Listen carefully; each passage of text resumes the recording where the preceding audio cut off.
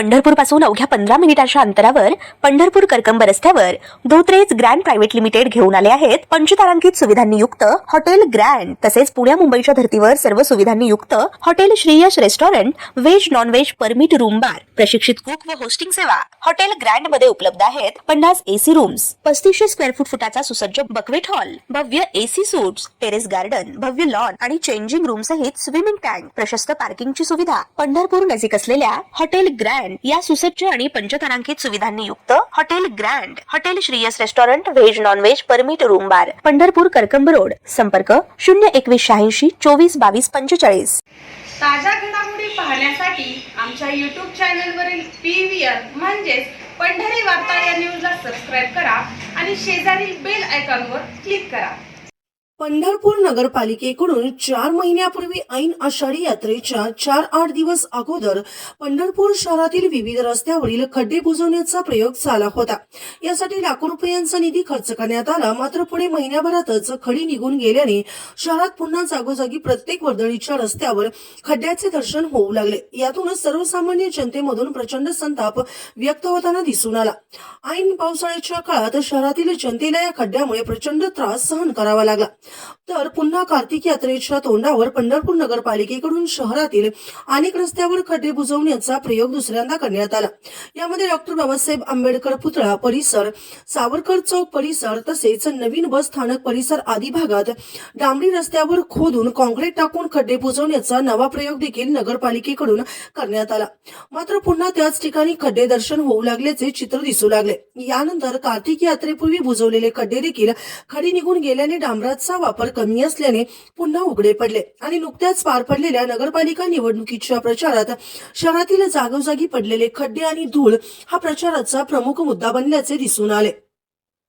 आता पंढरपूर नगरपालिकेकडून तिसऱ्यांदा शहरातील खड्डे बुजवण्याचा प्रयोग सुरू करण्यात आला असून डॉक्टर बाबासाहेब आंबेडकर पुतळा परिसर तसेच सावरकर चौक परिसर या ठिकाणी 2 महिन्यापूर्वी जिथे कॉन्क्रीटने खड्डे बुजवले जात होते तिथे आता पुन्हा खडी आणि डांबराच्या माध्यमातून सरफेस कारपेंटिंग करून खड्डे लेवल करण्याचा प्रयत्न पंढरपूर नगरपालिकेने केला आहे। तसेच बहादुले चौक ते छत्रपती शिवाजी महाराज चौक आदी रस्त्यावर देखील सरफेस कारपेंटिंगच्या माध्यमातून खड्डे बुजवण्याचा प्रयोग करण्यात आला आहे। कार्तिकी महापूजेसाठी आल्यानंतर उपमुख्यमंत्री एकनाथ शिंदे यांनी शहरातील खड्डे बुजवण्यासाठी 5 कोटी रुपयांचा निधी देत असल्याची घोषणा केली होती। आता नगरपालिकेकडून पुन्हा खड्डे बुजवण्यासाठी तिसरा प्रयोग सुरू झाला असून याबाबत सर्वसामान्य जनतेच्या भावना नक्की काय आहेत त्याही पुढे येत आहेत। नमस्कार, युवक काँग्रेस संदीप शिंदे। आज जो नगरपालिकाने काल रात्री खेळ चालू असे रस्त्याची कामं जी चालू केलेली आहेत ते रस्त्याचे अर्धवट कामं हे पंढरपूरकरांच्या डोळ्यामध्ये उघड धूळ टाकण्याचा प्रयत्न करायला लागले नगरपालिका। पण नगरपालिकेला आमचं एकच विनंती आहे, जे कामं करायला लागले आहात ते कामं व्यवस्थित आणि चांगल्या उत्कृष्ट दर्जाचे करावे असं आमची कळकळीची विनंती आहे नगरपालिकेला। प्रशासन एका बाजूला काम करत असताना धुळीचं साम्राज्य वारंवार प्रश्न घेऊन आम्ही नगरपालिकेसमोर प्रशासनासमोर जातोय। प्रशासनाला आमची कळकळीची विनंती आहे, प्रत्येक ठिकाणी ड्रेनेज उघडेत, मॅनहोल उघडेत, त्याचा देखील त्रास सर्वसामान्य भाविकांना नागरिकांना याचा त्रास होतोय। जुनीपेठ पोलीस चौकीपाशी ड्रेनेज फुटलं म्हणून आम्ही अधिकाऱ्यांना 2 वेळा फोन केला, तरी पण दुर्लक्ष केलेलं आहे त्यांनी। तिथं काय एखादा अपघात घडला तर त्याला जबाबदार अधिकारी आहेत का ही बिन जाब विचारायला पाहिजे। आम्ही 2 वेळा तिथनं फोटो काढून CO साहेबाला पाठवलं, तिथं अजूनपर्यंत CO साहेबांनी कुणाला पाठवलं नाही आणि तिथलं काम केलेलं नाही। त्याची दक्षता घेतली नाही असं तुम्हाला वाटतं का? दक्षता घेतलीच नाही। आम्ही स्वतः CO साहेबाला त्यावर तिथले ड्रेनेजचा व्हिडिओ आणि फोटो काढून पाठवलेला आहे आणि येणाऱ्या जाणाऱ्या भाविकांची एवढी आपदा होते तिथं आम्ही बॅरिकेडिंग लावलेले। बॅरिकेडिंग लावलं तरी पण तिथनं यायला जायला ट्रॅफिक जाम व्हायला लागले। बरं, उद्या काहीतरी अपघात घडला, अपघात घडल्यानंतर कोण त्याला जबाबदार आहे? प्रशासक जबाबदार आहे का इथले बसलेले CO साहेब जबाबदार आहेत?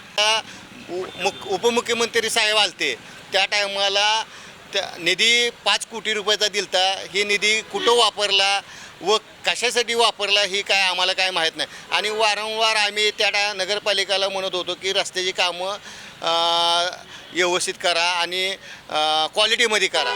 ते ठेकेदाराला जगवायचं ही नगरपालिका काम करते आणि या अधिकाऱ्यांच्या खिशात किती पैसे जातात ही आम्ही वारंवार नगरपालिकेला जाब विचारतो, पण ती नगरपालिका आमच्याकडे दुर्लक्ष करते. मागील काही दिवसापासून तुम्ही आंदोलन केले, निवेदन पण दिले होते, त्याची दखल घेतली का नगरपालिकेने? आम्ही 2 वेळा निवेदन दिले, एकदा आंदोलन केलं रस्त्याबाबतीत. आम्हाला निश्चितपणे काय केलं, आश्वासन दिलेलं आहे की बाबा रस्ते करतो, काय करतो. मुरुम टाकून रस्ते काय ठिकाणी खड्डे बुजवले, माझ्याकडे व्हिडिओ आहेत ते. आणि ज्या टायमाला उपमुख्यमंत्री साहेब या लागले होते त्या टायमाला रस्ते दुरुस्त केले आणि तिथले धूळ बी साफ केले. धुळीची गाडी आता कार्तिक वारीनंतर गडप झाली. झोपलेल्या प्रशासनाला जाग येण्यासाठी आम्ही मागं एकदा जागरण गोळा तिथं घातला नगरपालिकेसमोर, तरी नगरपालिका जागी होत नाही. मग ह्या नगरपालिकाला जागा करण्याचं कुठल्या आंदोलनानं जागा होईल आणि कुठल्या ही करायला लागेल ही आम्हालाच कळलं नाही. आता आम्ही रोडवर आलो, आम्हाला धुळीचा त्रास लय होतोय, जाता येत नाही, येता येत नाही. मोटरसायकल ही लय, त्याच्यामुळे धुळा लय येतोय. रस्ते खराब आहेत. आमच्या म्हाताऱ्या माणसाला चालताना एक पाय खाली एक पाय वर घ्यावा लागतोय.